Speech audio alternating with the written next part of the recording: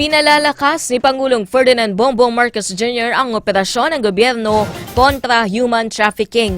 Ayon kay Department of Justice spokesperson Assistant Secretary Attorney Miko Clavano, kailangan makapasok ang bansa sa Tier 1 list ng Estados Unidos matapos makasama ang Pilipinas sa 4-tier system. Pinakamataas na ranggo ang Tier 1 na ibig sabihin ay malala na ang nagaganap na human trafficking sa ibang bansa.